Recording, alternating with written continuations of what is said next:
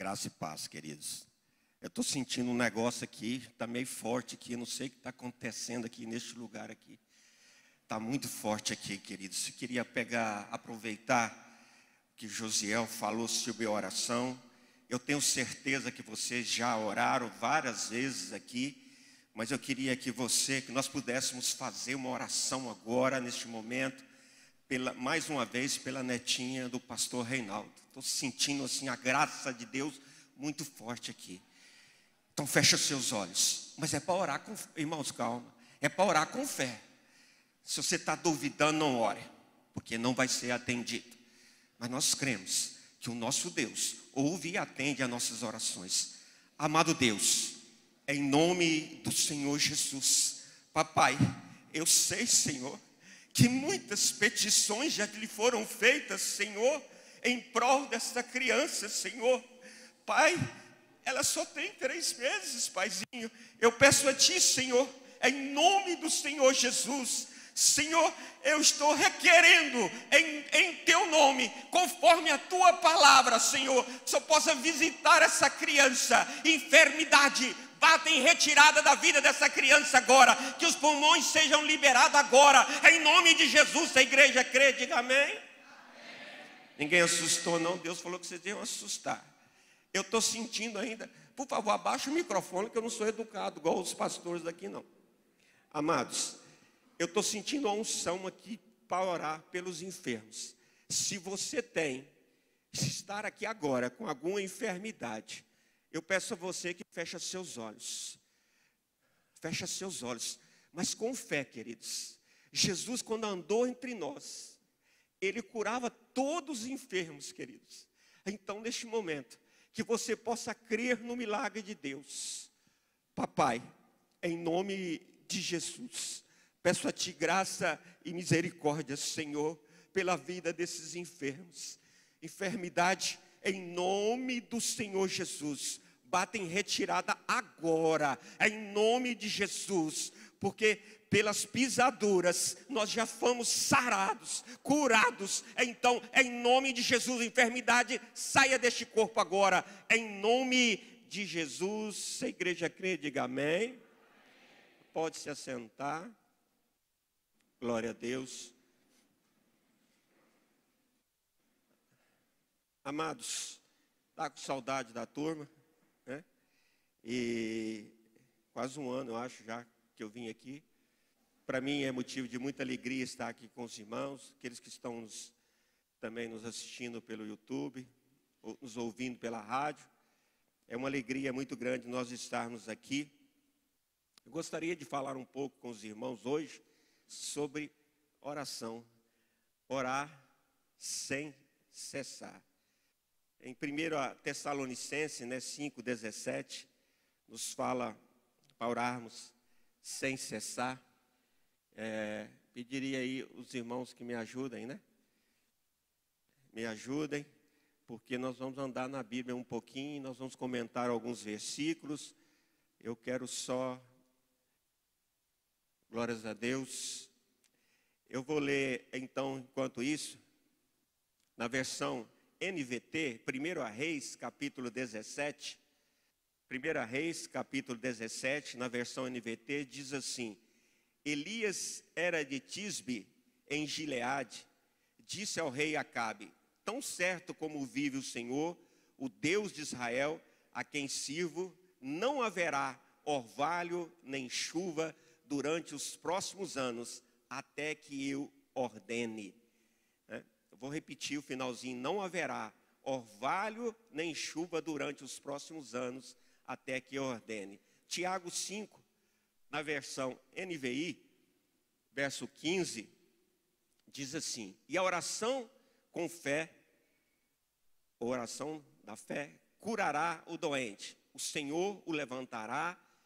Olha só, irmãos, nós oramos sobre uma promessa de Deus aqui, essa oração que nós fizemos. A oração com fé curará o doente. Então, se nós cremos, continua: o Senhor o levantará. E se houver cometido pecados, ele será perdoado. Verso 17, Tiago 5, verso 17, na versão NVI, diz assim: Elias era humano como nós, ou era homem como nós.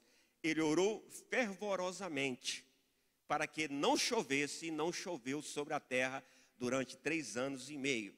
Verso 18, orou outra vez, e o céu enviou chuva, e a terra produziu seus frutos. Queridos, nós vimos aqui uma oração de Elias, uma oração, né, de autoridade, e aqui nós olhamos em Tiago, nós estamos vendo que ele fez uma declaração que Elias orou fervorosamente. Então há muitos tipos de orações. Eu não vim dar uma aula sobre oração para os irmãos, não. Eu sei que os irmãos estão bem habilitados nisso. Eu quero falar um pouco com os irmãos sobre orações.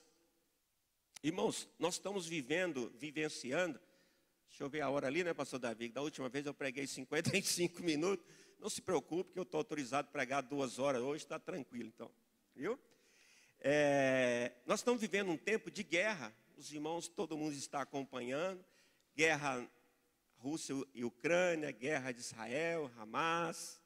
Irmãos, mas se esta guerra, para nós precisamos tomar muito cuidado, que ela pode ser para nós. Claro, você pode estar preocupado, né, com tudo isso, mas para nós ela pode ser uma distração, queridos. Por que uma distração? Efésios 6,12 nos fala, querido, que na verdade nós estamos vivendo em uma guerra espiritual. Então, por trás de todas essas coisas, a grande maioria das coisas, nós estamos vivenciando uma guerra espiritual. Então, quando você vem para a igreja, sai de casa, levanta, lá já começa uma guerra espiritual. Você já começa, né, muitas coisas para atrapalhar para você não chegar aqui no culto e receber esse alimento espiritual que é a palavra de Deus.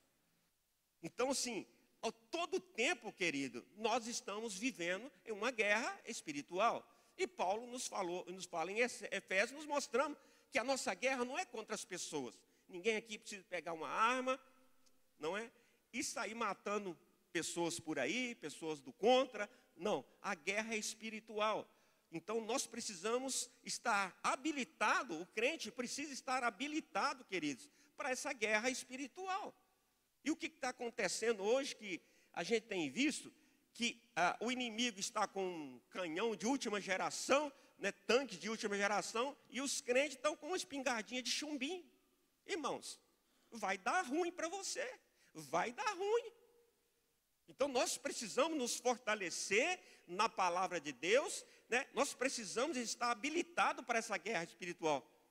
Aí você vai falar assim, pastor, ninguém me falou que eu estava em guerra.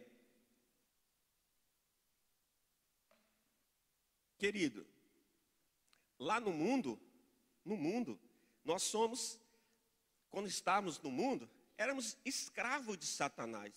Você não estava, vamos dizer assim, em guerra, mas você estava dominado, a sua mente principalmente, estava dominada por inimigo das nossas almas. E quando você entregou sua vida para Jesus, você se libertou dessa escravidão e você vem para cá. Agora você começa a descobrir que existe uma guerra espiritual. Então eu quero falar de alguns versículos aqui, não vou dar uma sequência, alguns versículos importantes para você se habilitar, para você crescer nessa guerra espiritual, para você estar preparado para poder enfrentar o inimigo das nossas almas. E a coisa mais engraçada, queridos, que a gente pensa assim, onde acontece essa guerra espiritual? Onde é o fronte? Onde é o campo de batalha dessa guerra espiritual? Olha aqui, na nossa mente. Principalmente na nossa mente. Olha o que diz 2 Coríntios capítulo 10, versículo 3, na versão ACF diz assim, ó, porque andando na carne, não militamos, ou seja, não lutamos segundo a carne. Verso 4, porque as armas da nossa milícia ou da nossa luta não são carnais, mas sim poderosas em Deus para a destruição das fortalezas. Verso 5, destruindo argumentos e toda altivez que se levanta contra o conhecimento de Deus e levando cativo todo entendimento à obediência a Cristo. Olha o que está falando aqui, queridos. Veja bem, nós somos corpo, está aqui um corpo, um jovem de 62 anos, bonitão, né? E alma, que é o nosso pensamento, o nosso sentimento, não é isso? E espírito. O espírito está dentro de nós. Quando nós entregamos nossa vida para Cristo, você sabe muito bem que o Espírito Santo vem fazer morada em nós. E o canal de comunicação do Espírito Santo, o principal, é com o nosso espírito. Então, queridos, ele está morando dentro de nós. Mas veja bem, então, onde que é que o inimigo aqui está dizendo, onde ele cria fortalezas? Na minha mente, tenta criar fortalezas. E na sua mente? Então, se a luta está na nossa mente, querido, nós precisamos aprender a proteger a nossa mente, em primeiro lugar. E o que o inimigo diz aqui nesse versículo, já nos mostra, ele tenta destruir todo argumento, né, favorável à palavra, a Jesus, a Deus. Então, nós estamos sendo bombardeados na internet, bombardeados na TV, enfim, nós estamos sendo bombardeados com palavras, né, que tentam nos afastar, ou todo argumento contrário a Deus. Vejam as leis que estão sendo aprovadas no mundo inteiro. Então, existe uma guerra espiritual. E esta guerra, né, que ela está acontecendo, mas nós temos, né, as nossas armas, que estão aqui, a Bíblia está dizendo, que são armas espirituais, são fortalezas. Nós podemos nos fortalecer, queridos, para poder enfrentar essas batalhas do dia a dia, lá na sua casa, na sua família, no seu trabalho. Você já observou quando você entregou sua vida para Cristo? Começou algumas batalhas diferentes, umas perseguições diferentes. Então se habilite para essa guerra. Esteja firme com as armas que o Senhor nos deu. Aqui está dizendo que não é carnal, queridos. A batalha não é carnal, não adianta você chegar lá no seu trabalho, se encher de argumento, não é? Se encher de argumento para você resolver os problemas. Não estou dizendo que você não deva fazer isso, né? O que eu estou dizendo é que as nossas armas são espirituais. Então nós precisamos orar com mais frequência, nós precisamos orar por mais tempo, nós precisamos orar muito mais. E a gente pensa, pastor, mas a guerra é muito triste. A guerra é muito triste. Matar pessoas é muito triste, né? Mas segundo Timóteo 4:7, Paulo está dizendo assim: combati o bom combate, acabei a carreira e guardei a fé. Neste contexto, Paulo está dizendo, nesse versículo, e neste contexto, Paulo está dizendo que, na verdade, a nossa guerra é um bom combate. A nossa guerra é uma guerra, vamos dizer assim, feliz. Porque nós estamos combatendo do lado certo, da maneira certa. Então, é um bom combate. Então, você está sendo convidado, né, quando você entrega a sua vida para Cristo, a combater um bom combate. E nesse contexto, ele começa a falar aqui, nesse contexto dessas passagens aqui, né, de 2 Coríntios capítulo 4, você vai ver que ele está falando de falsas doutrinas. E ele diz aqui que não suportarão a sã doutrina. Então nós estamos sendo bombardeados na internet por falsas doutrinas. Irmãos, tome cuidado, amados. Tome cuidado. Quem que você está ouvindo na internet? Pastor, mas é um pastorzão lá, famoso, tem não sei quantos milhões de seguidores. Tome cuidado, irmão. O capeta está cheio de seguidor. Irmãos, eu estou impressionado cada vez que eu ouço cada coisa, pastor, na internet, que eu fico impressionado. Então, nós precisamos ter essa vigilância, porque, veja bem, proteger a sua mente. Como é que você vai proteger a sua mente? Eu vou proteger a minha mente se nós estivermos enchendo a nossa mente de coisas contrárias à palavra de Deus. Falsas doutrinas, que não são doutrinas bíblicas. Usa a Bíblia pela metade. Irmãos, é complicado. Se você não tiver uma vida de oração, por isso nós estamos falando orar sem cessar. Se você não tiver uma comunhão com o Espírito Santo, uma comunhão com Deus constante, você pode ser enganado. Eu posso ser enganado. Quando você for ouvir alguém, né, está acompanhando, seguindo alguém na internet, ore ao Senhor. Pergunta ao Senhor sobre a vida deste homem, dessa mulher. Pergunta sobre a palavra que ele está ministrando, se verdadeiramente ele está falando se ele é boca do Espírito Santo, ou se ele é boca do outro, ou da carne. Irmãos, não olhe pelo tanto de pessoas que tem na igreja dele, não olhe pelo tanto de pessoas que está seguindo essa pessoa. Olhe pelo que o Espírito Santo de Deus diz a você. Escute a voz do Espírito Santo. Então, nosso combate principal hoje está sendo as falsas doutrinas, irmãos. Então, lembre, queridos, que a nossa luta não é contra as pessoas, é contra os poderes das trevas, ela é espiritual, a batalha na nossa mente, e o nosso inimigo, ele não suporta a sã doutrina. Quando a sã doutrina começa a ser ministrada, quando a sã doutrina começa a ser pregada e persevera na sã doutrina, as pessoas, aqueles que têm comichão nos ouvidos, aqueles que estão servindo a outra, aqueles que estão na carne, não suportam e vão dizer assim: eu vou lá para outra igreja. O pecado, irmãos, o pecado que está oculto quando você está pregando a sã doutrina e quando você está constantemente em oração, o pecado que está oculto é revelado.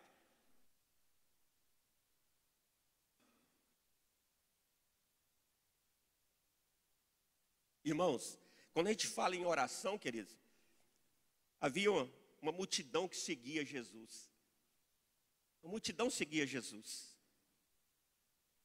Vê que quando ele orou, fez um milagre lá dos peixes, dos pães, 4.000 pessoas, 5.000 pessoas foram alimentadas, multidão. Discípulos, ele tinha 500, olha só, já vai diminuindo. Eu quero te perguntar, você é multidão ou você é discípulo?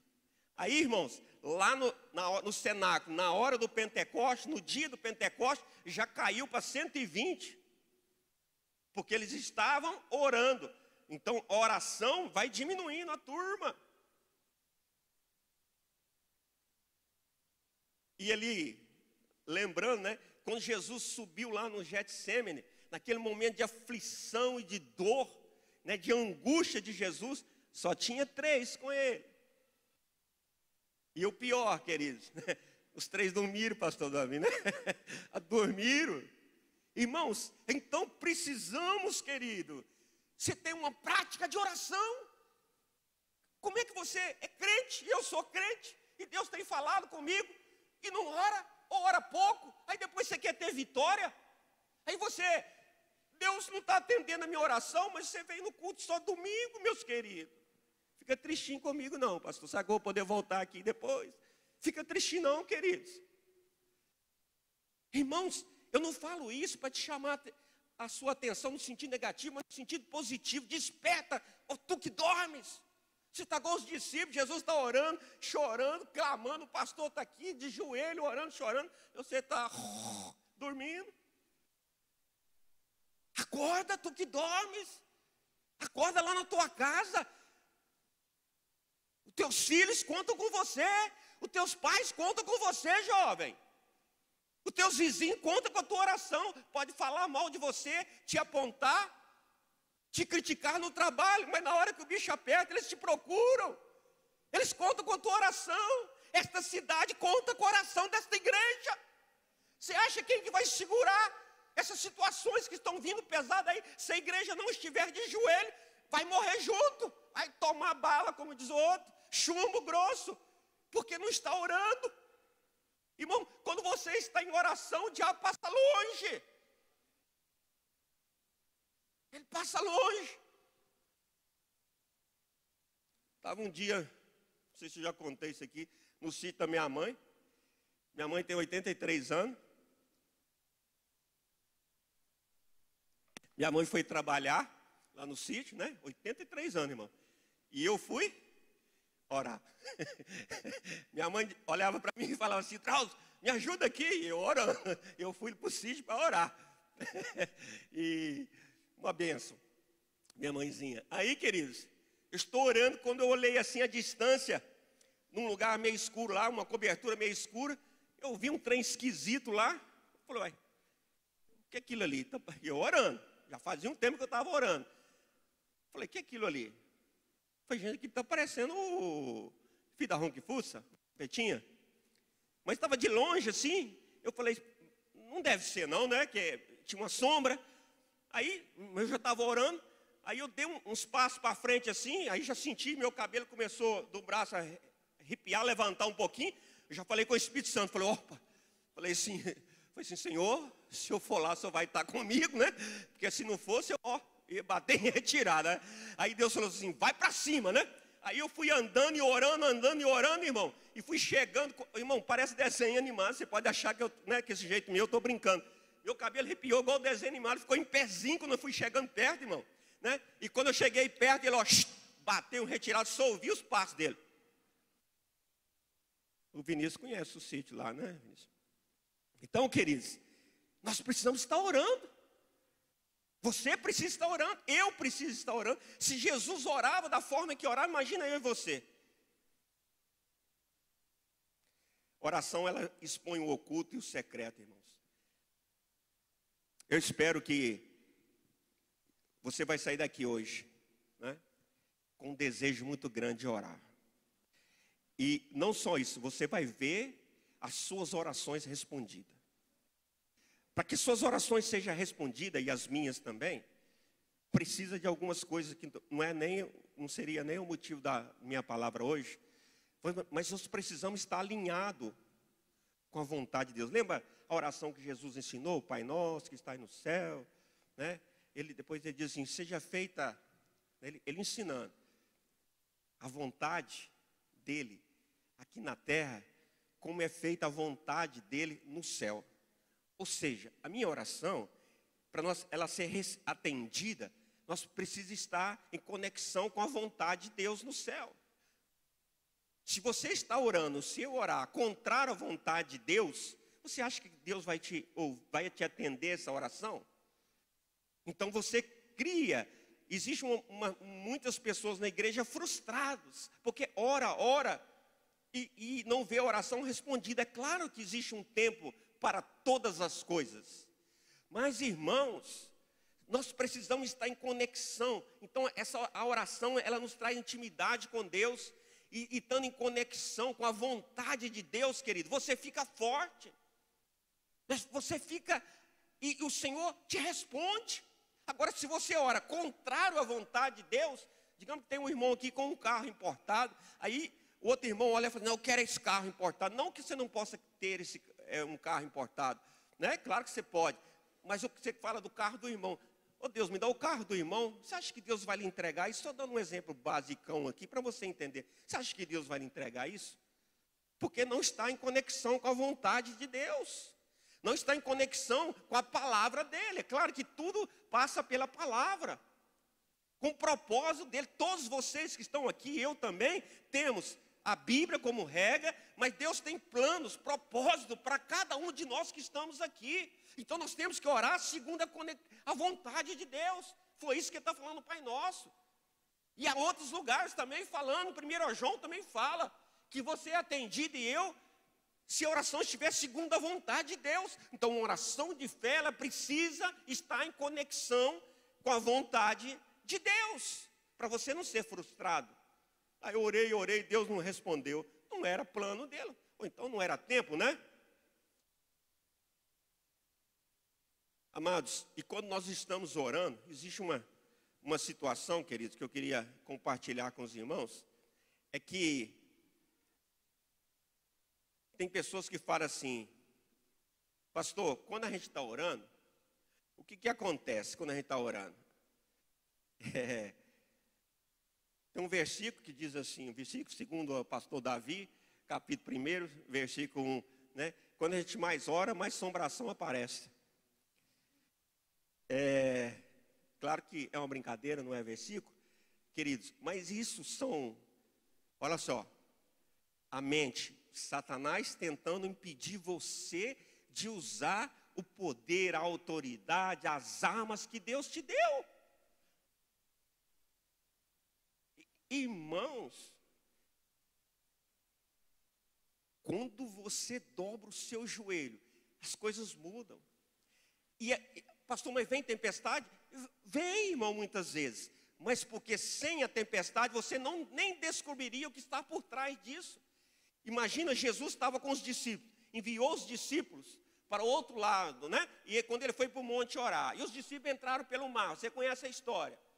E Jesus orando, e Jesus orando, e Jesus orando, e os discípulos no mar. De repente veio uma tempestade. Pedro se achava, tem muitos aí que se acham, né? Pedro se achava que era um crentão, pastor, eu sou o crentão. Pedro se achava, né? Aí, o que acontece? E os discípulos andando com Jesus todo esse tempo, irmão.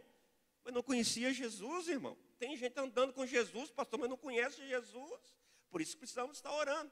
Aí Jesus orando, de repente veio a tempestade, e os discípulos ficam espantados, ficam preocupados e ficam apavorados. E Jesus vem andando sobre as águas. Aí os discípulos olham para Jesus e dizem: "Oh Jesus, que bom te ver."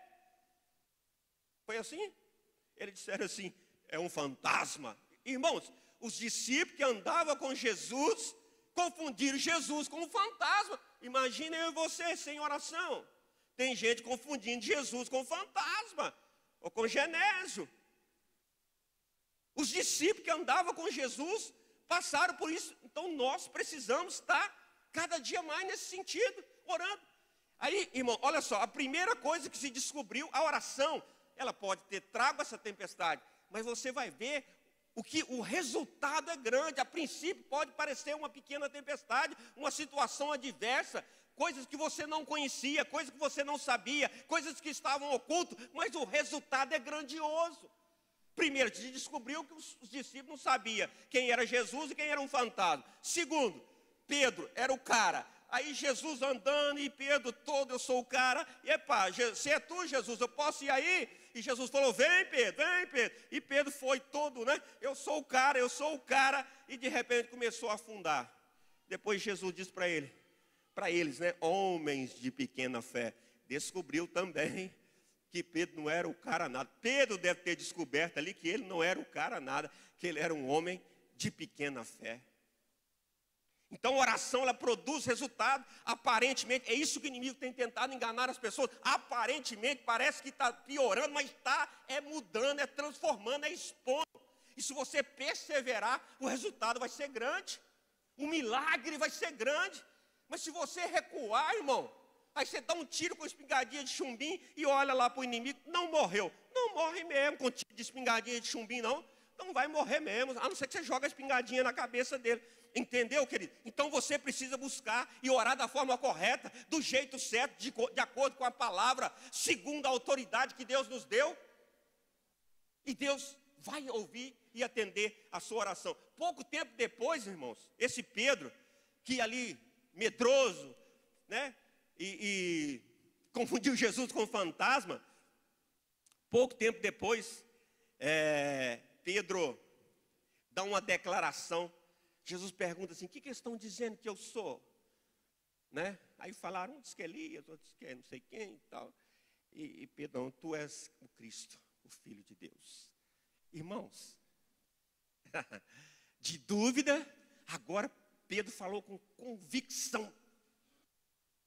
Então, o resultado da oração, ela produz grandes feitos na minha vida, na sua vida. Às vezes você precisa descobrir, eu também, as nossas limitações, os nossos erros, as nossas falhas.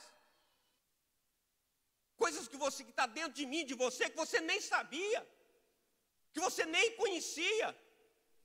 E não está baseada no meu poder, na minha força, na força dos pastores, na força suas. Não, está baseada na palavra de Deus. Está baseado no sacrifício de Cristo na cruz. Está baseado nas promessas de Deus, na autoridade. Irmãos, nós sempre que olhamos para a cruz, nós nunca esquecemos disso, né? Que nos faz lembrar, nós cristãos pelo menos, né? Que lá na cruz, Cristo morreu para perdão dos nossos pecados.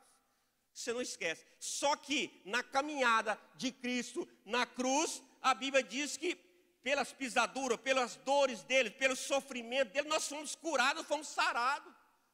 Então, toma posse de Cristo na cruz, do pecado, mas também toma posse da autoridade para orar pelos enfermos, de ser curado. Olha para a enfermidade, veja as diversas maneiras que Jesus orou para curar os enfermos, diversas maneiras. Use, o Espírito Santo vai lhe dar a palavra certa, correta, na hora certa. E se ele não curar? Ele continua sendo Deus. Ele vai curar. Ele prometeu, e se ele não curar, ele continua sendo Deus. Mas use. A Bíblia está recheada disso. De palavras para a gente poder, né, de exemplos. Eu era novo convertido, querido. E naquela época, né, meu computador também não mudou muito, não modernizou muito. Mas naquela época, né, aquele computador antigão, era aqueles disquete, né? Nem conhece disquete, né? Enfiei os disquetes lá, né? E eu fiz um trabalho de 1 mês numa indústria, né? De todos os procedimentos da indústria, que era uma exigência e tal, naquela época, e ainda é. Aí tudo, vários disquetes, não sei o quê, irmão, deu um piripafo, os disquetes pararam de... Sumiu tudo. Eu entrei em pânico. 1 mês de trabalho. Eu estava precisando de dinheiro, só que é tanto. E eu tinha que entregar, fiz um compromisso. E aí fui atrás de especialistas naquela época de computação. Eles mexeram lá no disquete e falaram assim, ó, sinto muito, Drauzio, não perdeu tudo que tem aí. Eu falei, meu Deus. Aí fui orar, aí veio uma palavra, Deus me deu uma palavra lá na Bíblia, e éfode, né? Abre-te. Aí eu cheguei diante do computador, né? Mas com fé, queridos.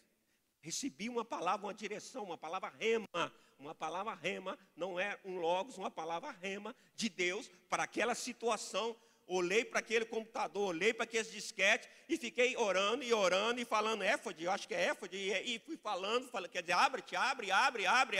E quando eu assustei, abriu, os disquetes abriram, eu copiei e fiz um backup, ó. Glória a Deus, aleluia. É isso, queridos, que Deus espera de mim e de você, uma porção a mais de fé.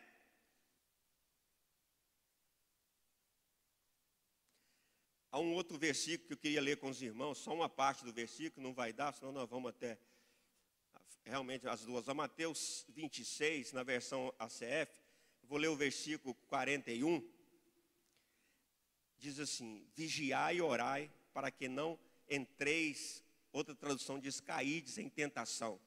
Na verdade, o espírito está pronto, mas a carne é fraca. Vigiai e orai. 2 coisas que eu e você precisamos fazer, para que não caia em tentação. Irmãos, eu conheço pessoas, irmãos, que são muito vigilantes, pastor Davi. Muito vigilantes, mas não oram ou oram um pouco. Eu conheço pessoas, irmãos, que até oram muito, mas não vigiam. Aqui a Bíblia diz que cai em tentação. Irmãos, para que você e eu não caiamos em tentação, precisamos ter uma vida constante de vigilância, de oração e de jejum. É a Bíblia que está dizendo. A gente não pode pular isso, irmãos. Sinto muito. Se você não ora, ou você ora pouco, então você está sendo tentado. Nós somos tentados a todo momento. Somos ou não somos? Em todas as áreas da vida. Como Jesus foi tentado. Quando Jesus foi ter uma entrevista com Satanás, ele orou e jejuou por 40 dias. 40 dias, irmãos. Aí ele se fortaleceu e era Jesus. Lembra, Jesus Cristo, homem, ele estava aqui vivendo, né, conosco como homem, não deixou de ser Deus, mas ele abriu mão da sua divindade. E ele orou e jejuou para nos dar exemplo, para nos ensinar, para nos instruir durante 40 dias. Aí o capetão veio, não é? Ele foi, deu uma rasteira nele, capoeira nele, rabo da raia para lá e pronto. E o diabo, ó, se mandou. Então, queridos, veja bem quantos exemplos na Bíblia nós temos, amados. E do próprio Jesus. Agora, uma coisa muito séria que eu queria ler com os irmãos. Muito séria. E eu vou terminar, né? Porque, né, não foi nem a metade ainda. Mas eu vou tentar terminar com esse versículo aqui. João 15, 2, até o verso 11. Mas eu vou ler só 2 versículos aqui, acho que é suficiente. Na versão King James, vou ler na versão King James. João 15, 2, diz assim: todo ramo, presta atenção, que estando em mim não dá fruto, não dá fruto, não dá fruto, não dá fruto, ele retira. Outra tradução diz, ele corta. Então, todo ramo que estando em Cristo, ou seja, nós todos aqui estamos em Cristo, não dá fruto, ele corta. Ele corta. E todo que dá fruto, ele limpa para que dê mais fruto ainda. Então, de limpar, eu tenho certeza que vocês já ouviram muito sobre isso. Agora, esse cortar, olha o que diz o versículo 4 ainda. Eu vou ler ainda 4. Permanecei em mim, e eu permanecerei em vós. Nenhum ramo pode produzir fruto de si mesmo, se não estiver ligado à videira. Vós, igualmente, não podeis dar fruto por vós mesmo, se não permanecerdes unidos a mim. Mas o que me chama a atenção aqui é cortar. Irmãos, Lucas 13 também, naquela da figueira, né, a parábola da figueira, a videira seca, também fala de cortar. Irmãos, nós precisamos prestar atenção nessa palavra. Por quê? Irmãos, porque Jesus está dizendo, se você e eu não dermos fruto, pode ser cortado. Cortado de onde? Cortado de onde? Você pode ser cortado do ministério, você pode ser cortado da presença de Deus, e você pode ser cortado aqui desta vida. Ó, foi-se fulano. Ontem nós tivemos, né, um velório, eu e o pastor Davi. Então, queridos, a vida aqui, ela pode ser passageira ou longa. Eu e você, se pararmos de dar fruto, nós podemos ser cortados, querido. É a Bíblia que diz, mais de um versículo. São exemplos. Irmãos, você já parou para pensar quanto Deus tem investido em você? Somente líderes de célula. Estou vendo o Arlindo ali, outros irmãos aqui, irmão Vinição. Líderes, pastores. Quanto Deus tem investido, irmão João?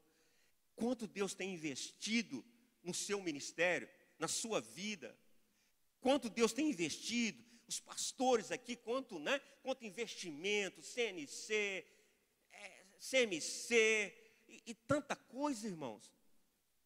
Tanto investimento que Deus tem feito em você, mas você agora parou de dar fruto, irmão. Não está preocupado mais? Ó o machado aí. Estou vendo um machado ali, irmão. Estou vendo um machado ali apontando para uma árvore. Nós precisamos, querido, continuar dando frutos. Há uma promessa, querido, que na velhice, nós ainda, aqueles que estão juntos do Senhor, unidos a Cristo, junto da videira, permanecer nele, na velhice nós vamos dar muitos frutos ainda. É a promessa. Então, amados, precisamos dar frutos. Como é que você vai permanecer em Deus? Se você e eu não oramos pouco. Cuidado com o machado, irmãos. E aqueles que já estão, né? Os frutos foi diminuindo. Quando começou animado, cheio de vigor e tal, agora deu uma desanimada, deu uma bambeada nas pernas. Irmão, o machado também para dar uma parada, isso significa dor. Já viu cortar uma árvore? Se você fosse uma árvore e estivesse sendo cortada, você ia sentir dor. Dói. Muitas pessoas estão morrendo novas. Por quê? Pararam de frutificar, pararam de dar frutos. Quer ter vida longa aqui nessa terra? Leia Salmo 90, 91 e principalmente 92. Muitas coisas, há muitas promessas. Mas você e eu precisamos dar fruto. E para dar fruto precisa ter intimidade com Deus. Conversar com Deus a todo momento. E conversar e ouvir Ele falar. Porque nosso Jesus não é aquele que está pregado na cruz e ficou parado lá, não. Esse é dos católicos. O nosso já desceu da cruz. Ele está vivo, ele está andando aqui no meio. Oh, glória, aleluia, ele prometeu. Onde tiver 2 ou 3 reunidos no meu nome, aqui eu estarei. Então ele está aqui neste lugar. estou vendo ele, pastor. Fé, querido. Ele prometeu ele estar aqui. Aquilo que ele promete, ele cumpre. Amém, queridos? Eu vou terminar,